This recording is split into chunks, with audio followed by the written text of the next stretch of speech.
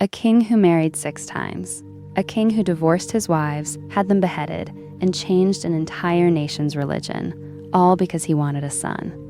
If you think modern celebrity marriages are dramatic, wait until you hear what happened in England 500 years ago. No Hollywood script could match this. Welcome back, everyone. Today we're diving into the life of King Henry VIII, one of England's most controversial and powerful monarchs.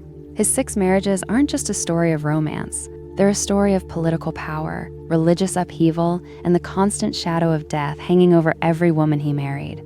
Henry VIII became king in 1509 at just 17 years old. He was handsome, athletic, and intelligent, the very image of an ideal king for his era. But beneath that image was an obsession that would define his entire life: the need for a male heir. In Tudor England, a queen ruling alone was almost unthinkable, and Henry feared that without a son, his dynasty would collapse and England would slide back into civil war, just like the brutal Wars of the Roses that had come before him. This single obsession is the thread that runs through all 6 of his marriages. Every relationship, every decision revolved around one question: will she give me a son? To remember these 6 queens, there's a famous English rhyme: divorced, beheaded, died, divorced, beheaded, survived. 6 words that summarize 6 very different fates. Catherine of Aragon was divorced. Anne Boleyn was beheaded. Jane Seymour died after childbirth. Anne of Cleves was divorced. Catherine Howard was beheaded. And Catherine Parr was the only one who outlived Henry. In this series, we'll explore the full story of each queen: her background, how she met Henry, her marriage, and her ultimate fate, whether tragic or fortunate. We'll also see how Henry's determination to end just one marriage ended up splitting England from the Catholic Church entirely, creating the Church of England, all because the Pope refused to grant him a divorce. This isn't just history. It's a masterclass in power, obsession, and survival. So if you love history, drama, and real human tragedy, stick around till the end, because what's coming will genuinely shock you.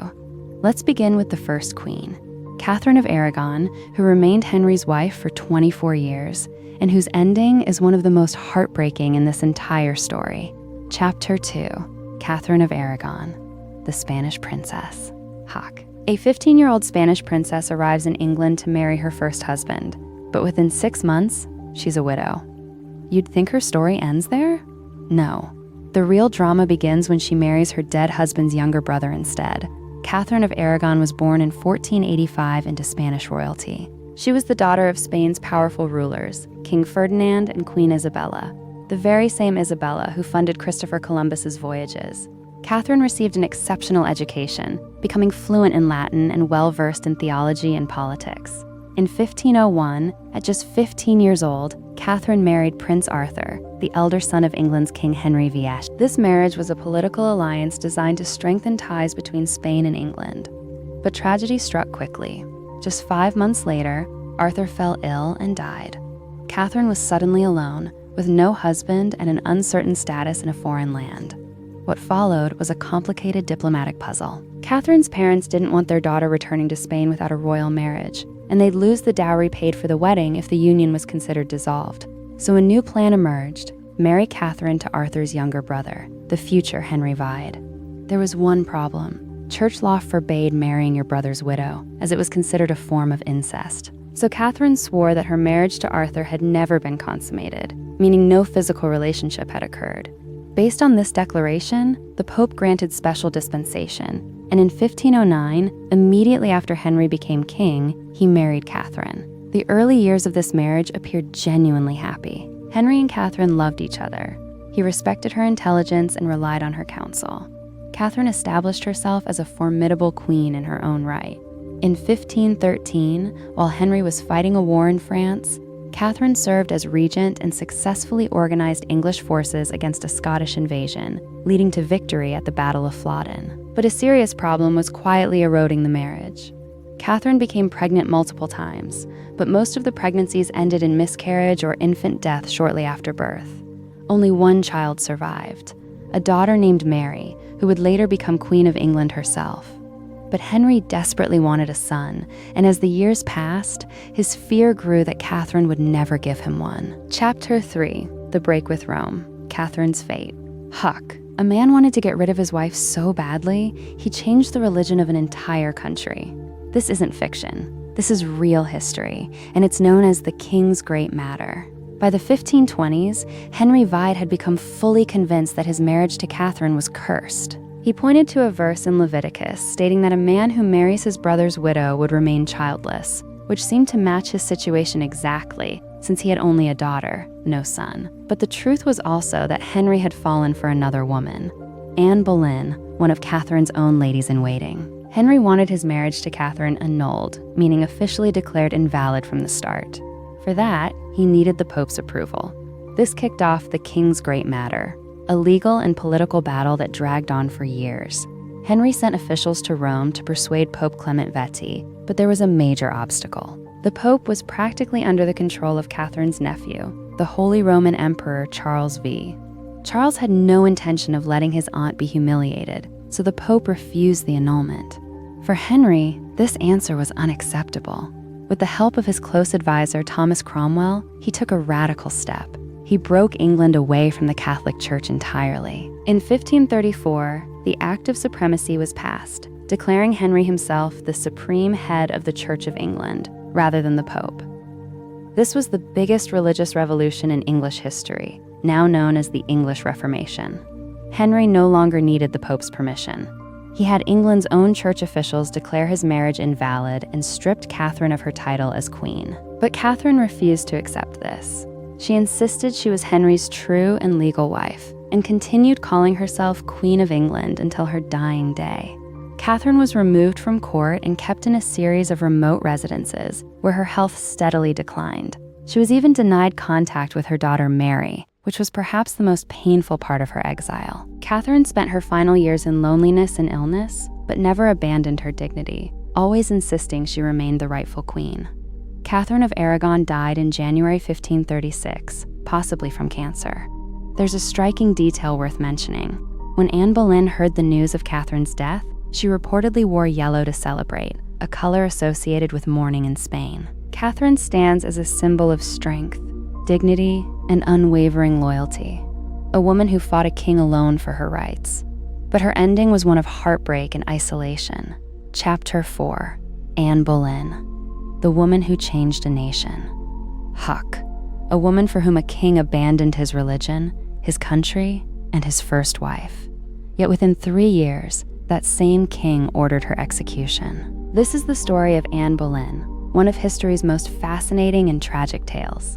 Anne Boleyn was born around 1501 into an ambitious English noble family deeply involved in court politics. She spent much of her youth at the French royal court, where she absorbed a level of sophistication, fashion, sense, and wit that set her apart from other English women. When she returned to England, her intelligence, charm, and confidence immediately caught the court's attention. Henry VIII had previously had an affair with Anne's sister, Mary Boleyn, but when his attention turned to Anne, everything changed. Anne firmly rejected Henry's advances. She refused to become his mistress. She made it clear that unless Henry married her, there would be no physical relationship at all. Being rejected was a completely new experience for Henry, and it only deepened his obsession. This very obsession is what drove Henry to abandon the entire Catholic Church in order to divorce Catherine, as we saw in the last chapter. The courtship between Henry and Anne lasted nearly 7 years, filled with letters, gifts, and political maneuvering. Finally, after Henry created the Church of England and had his marriage to Catherine declared invalid, he secretly married Anne in January 1533. Anne was already pregnant at the time, and everyone expected this to finally be the son Henry had waited so many years for. In September 1533, Anne gave birth, but instead of a son, she had a daughter named Elizabeth. This was the same Elizabeth who would grow up to become one of England's greatest monarchs, Queen Elizabeth I. Though at the time, Henry was deeply disappointed, still desperate for a male heir. As queen, Anne wielded considerable influence at court. She took an active role in religious reform and supported Protestant ideas. Her intelligence and political involvement made her plenty of enemies. Many felt a queen shouldn't be so outspoken. Anne accumulated powerful rivals at court, including Thomas Cromwell, once her ally, who eventually turned against her. Anne had several more pregnancies, but none produced a surviving, healthy son. There were miscarriages and at least one stillbirth. Henry's patience was running out. Just as with Catherine, the same pattern repeated itself. Henry's attention shifted to another woman, Jane Seymour, who happened to be one of Anne's own ladies-in-waiting. There's a bitter irony here. Anne herself had once been a lady-in-waiting who won the heart of her queen's husband, and now the same story was repeating with her. But this time, the ending would be far darker. Chapter 5, The Fall of Anne Boleyn. Trial and execution. Huck, just 3 years of marriage, and then a king accuses his own wife of treason, adultery, and even incest. Was it true? Or was it all a calculated plan to get rid of her forever? Historians are still debating this question today. By 1536, Henry VIII was completely disillusioned with Anne Boleyn. She hadn't given him a healthy male heir, and his attention had already shifted to Jane Seymour. But simply divorcing a queen wasn't so simple, especially after the whole world had watched what he did to Catherine. So Henry, along with his advisor Thomas Cromwell, chose a far darker path: total destruction of Anne's reputation and life. In April and May of 1536, shocking allegations were leveled against Anne. She was accused of committing adultery with multiple men, including a musician named Mark Smeaton, several court nobles, and most shockingly, her own brother George Boleyn, which brought charges of incest. Most historians today consider these allegations to be largely fabricated, designed purely to remove Anne from the picture. Mark Smeaton confessed after being tortured, but none of the other accused men admitted guilt. Despite this, in a rushed trial, Anne and her brother George were both found guilty and sentenced to death. Anne defended herself calmly and with dignity, but the verdict had essentially been decided before the trial even began. On May 19, 1536, Anne Boleyn was executed at the Tower of London. Interestingly, Henry arranged for an expert swordsman to be brought over from France, who could execute with a single stroke of the sword, considered a more merciful method compared to the traditional English axe. Accounts suggest Anne remained remarkably composed before her execution, giving a brief speech praising the king, as was expected at the time, to protect her family, without directly addressing her innocence. Just 11 days after Anne's death, Henry became engaged to Jane Seymour, and the marriage followed shortly after. This speed alone tells you a lot about how genuine Anne's trial really was, or whether it was simply a convenient way to remove her. Anne's daughter, Elizabeth, was only 2 years old when her mother was executed. Elizabeth was also declared illegitimate, just as Mary had been before her. But history vindicated Anne. Her daughter grew up to become one of England's most successful and powerful monarchs, ushering in the golden Elizabethan era. Today, Anne Boleyn is remembered as a tragic figure, an intelligent, ambitious woman who was ahead of her time, but who fell victim to a king's political machinations. Chapter 6, Jane Seymour, the wife who gave him a son. Chuck, the queen who finally gave Henry the one thing he'd waited 27 years for, a son. But her joy lasted only 12 days. This is the story of Jane Seymour, filled with both love and tragedy. Jane Seymour was one of Anne Boleyn's ladies-in-waiting, just as Anne had once served Catherine. Jane's personality was the opposite of Anne's, quiet, gentle, and modest, while Anne had been bold and outspoken. Historians believe this contrast is exactly what drew Henry to her, especially after the turbulent relationship he'd had with Anne. Henry began courting Jane while Anne was still queen, but like Anne before her, Jane refused to become his mistress. She made it clear she would only have a relationship with Henry through marriage. This strategy was also encouraged by her family, particularly her brother Edward Seymour, who understood that if Jane became queen, the whole family would gain enormous power. As we saw in the last chapter, just 11 days after Anne Boleyn's execution, Henry and Jane got engaged, and they married just 10 days after that. This speed might seem shocking, but time was precious for Henry. He was already 45 years old and still desperate for a male heir. Jane presented herself as a calm and diplomatic queen. She worked to build good relationships with Henry's 2 daughters, Mary and Elizabeth, both of whom had been declared illegitimate, and helped bring them back into the fold at court. This earned Jane considerable public respect. People saw her as a peacemaker queen who brought stability after the drama of the previous 2 marriages. In October 1537, Jane finally gave Henry what he'd waited so many years for, a healthy baby boy named Edward. Celebrations erupted across England. Church bells rang, bonfires were lit, and more than 2,000 gun salutes were fired. For possibly the first time in his life, Henry felt genuinely successful. But the joy didn't last long.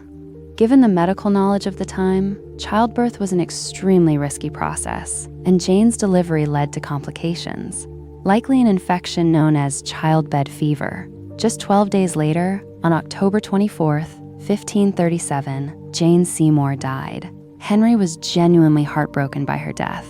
Interestingly, out of all 6 wives, Jane was the only one for whom Henry observed a full, proper royal mourning period, wearing black for months and reducing his public appearances.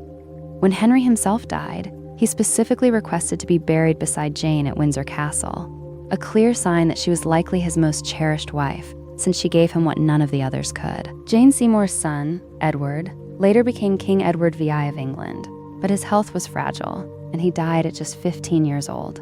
Chapter 7. Anne of Cleves. The marriage that failed before it began.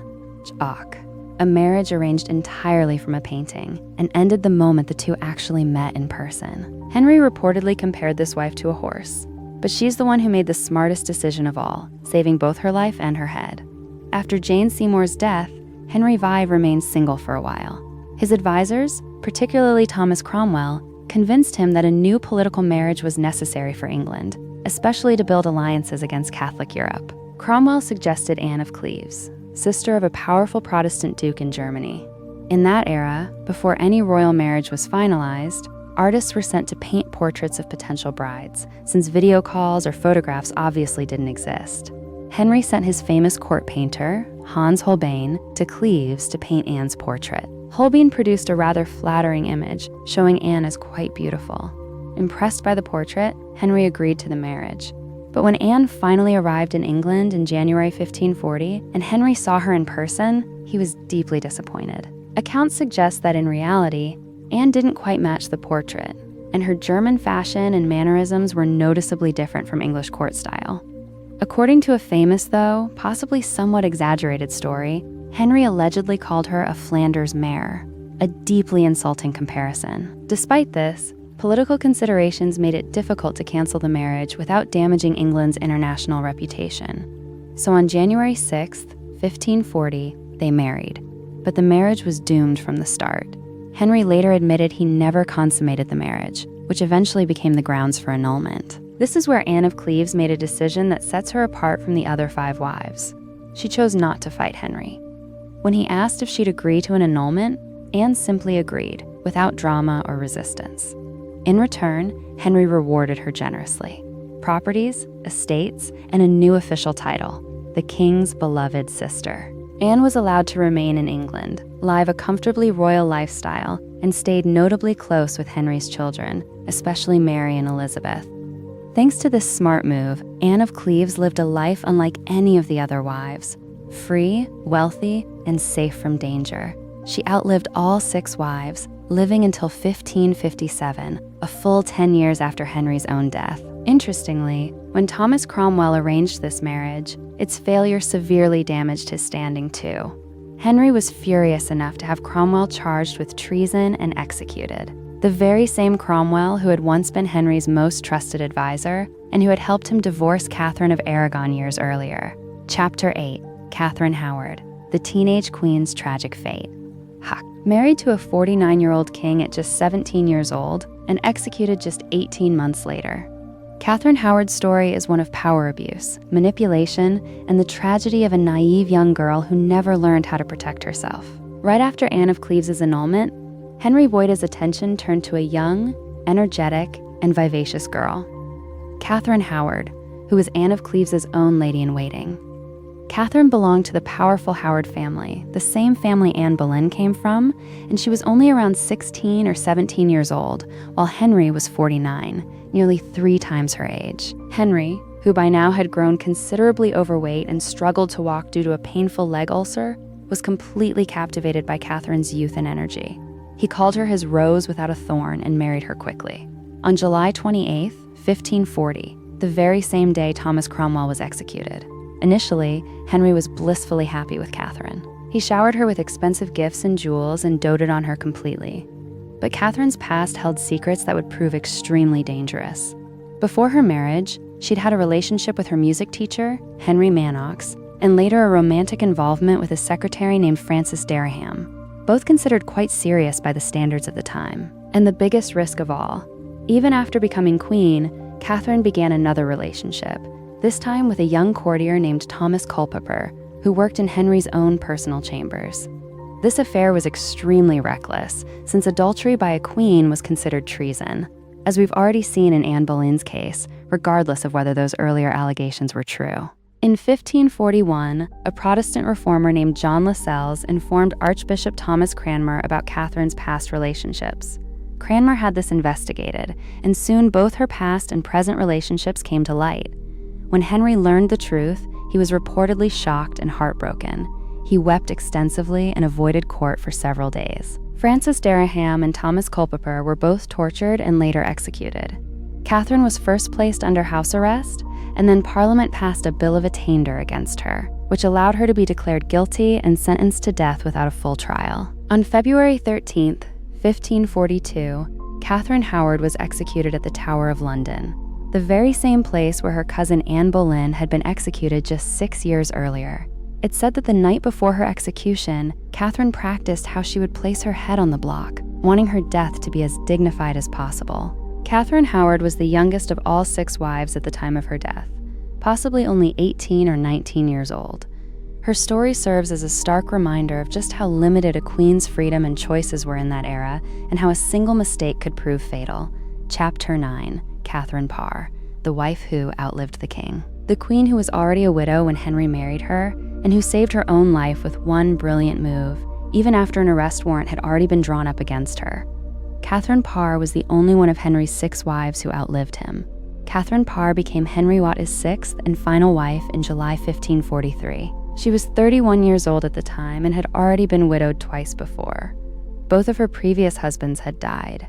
Catherine was intelligent, well-educated, and mature, making her the perfect companion for Henry in his final years, by which point he was 52 years old, significantly overweight, and in seriously declining health. Interestingly, at the time of the proposal, Catherine was actually in love with another man, Thomas Seymour, brother of the late Jane Seymour.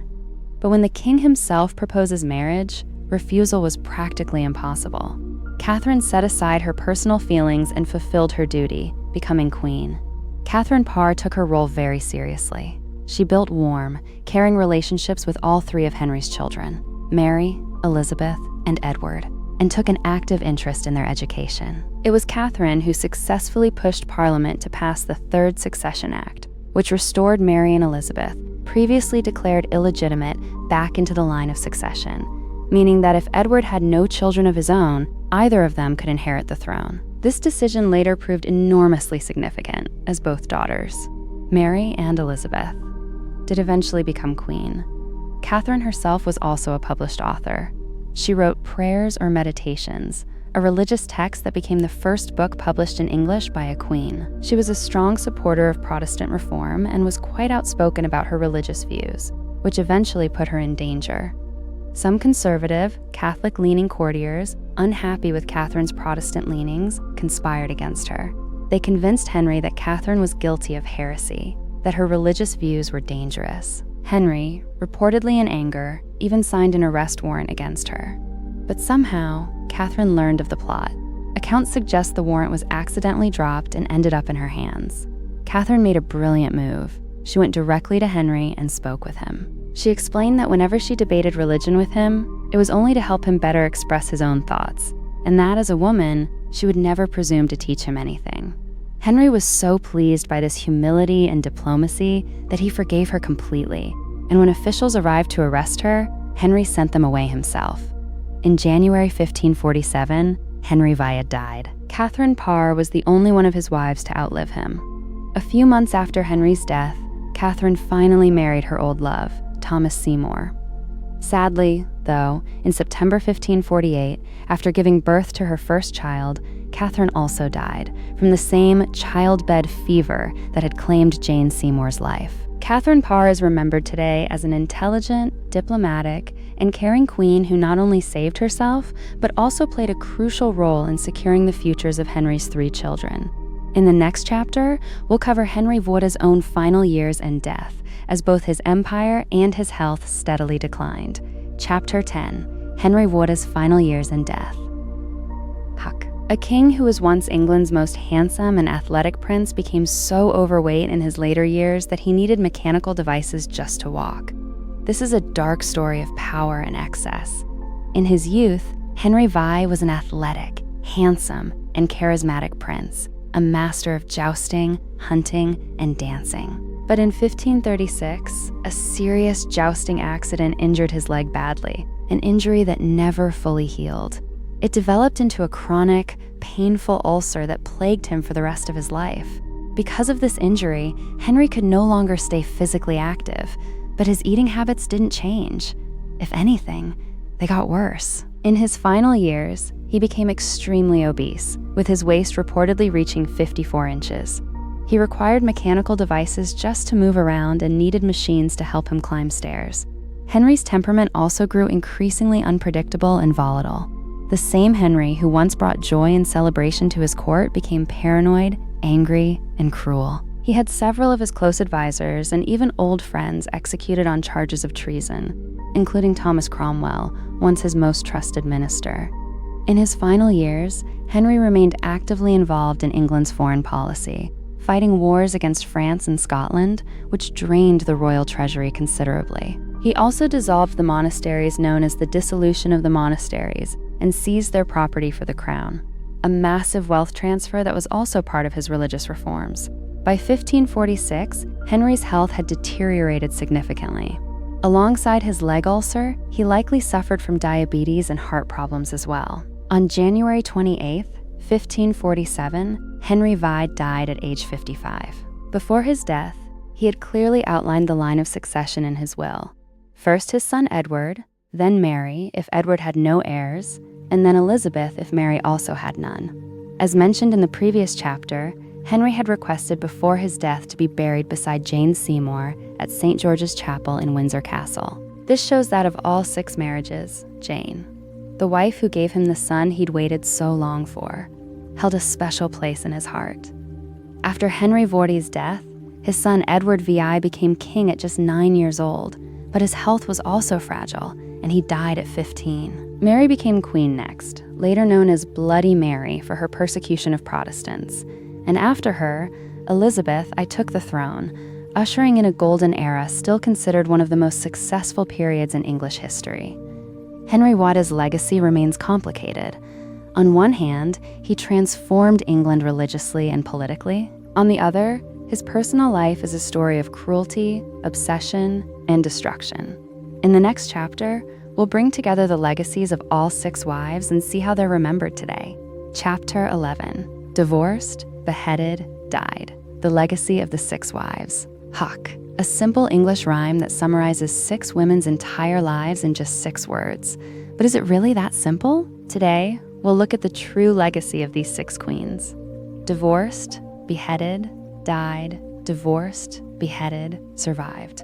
This rhyme has been taught to English schoolchildren for generations, helping them remember the order and fate of Henry VIII's 6 wives. But in this chapter, we'll see that each queen's legacy runs far deeper than this simple rhyme suggests. Catherine of Aragon is remembered today as a symbol of strength, dignity, and unwavering faith. She stood alone against a king for her rights and never compromised her beliefs. Her daughter Mary, like her mother, also stood firmly for her Catholic faith when she became queen herself. Anne Boleyn is now viewed as an intelligent, ambitious, and forward-thinking woman, well ahead of her time. Most historians consider her death a judicial murder, carried out purely for political convenience. Her true legacy is her daughter, Elizabeth I, who brought England into a golden era. Jane Seymour is remembered as a peacemaker queen who helped bring Henry's 2 daughters closer to their father. Her greatest contribution was giving birth to Edward VI, the one thing that mattered most to Henry emotionally, even at the cost of her own life. Anne of Cleves is celebrated today as the survivor. She made smart decisions that secured her safety, wealth, and independence, a rare achievement for any woman of that era. She never received full credit for her intelligence in her own time, but historians view her with great respect today. Catherine Howard's story remains deeply tragic, a young girl trapped in a dangerous system without any real power or choice. Her tragedy reminds us how little freedom women, especially young women, had over their own lives in that era. Catherine Parr is remembered as an intelligent, diplomatic, and caring queen who not only survived, but secured the futures of her stepchildren. Her writings remain an important historical source for understanding the thoughts and beliefs of women in that period. The collective legacy of all 6 wives is that, directly or indirectly, they permanently changed the course of English history. Because of their stories, the Church of England came into existence, the English Reformation took place, and 2 remarkable queens, Mary and Elizabeth, eventually reached the throne. Reducing these women to merely Henry's wives does them a disservice. Each had her own unique story, intelligence, and impact. Today, places like the Tower of London, Hampton Court Palace, and Windsor Castle draw tourists eager to hear these queens' stories, and their lives have inspired countless books, TV shows, and films, like The Tudors and the musical Six, which reframe these queens' stories with a fresh, empowering perspective. In our final chapter, we'll wrap up this entire series and reflect on what this story of Henry VIII and his 6 wives still teaches us today. Chapter 12, Conclusion. What history teaches us? Huck, a king whose own insecurities could destroy the lives of 6 women. Is this just 500-year-old history, or do these same patterns of power and obsession still show up somewhere today? So there you have it, the complete story of Henry VIII and his 6 wives. Catherine of Aragon's dignity and divorce, Anne Boleyn's dramatic rise and fall, Jane Seymour's joy and untimely death, Anne of Cleves' clever survival, Catherine Howard's tragic naivety, and Catherine Parr's intelligence that kept her alive. This isn't just the story of a king and his marriages. It's a reminder of how destructive absolute power can be when concentrated in one person without any checks or balances. Henry VIII wasn't simply a bad husband. He was running a system where his own insecurities, his obsession with securing an heir, affected an entire nation's religion, politics, and the lives of countless people. The most important thing to take from this entire story is that these 6 women, regardless of their fates, were never simply victims. Each of them exercised whatever agency she could within her time. Catherine of Aragon fought for her rights. Anne Boleyn insisted on a relationship built on her own terms. Anne of Cleves negotiated smartly for her own safety. Catherine Parr used her diplomacy to save herself. These were all powerful decisions made within the constraints of their era. When we read their stories today, we're not just witnessing a fascinating historical drama.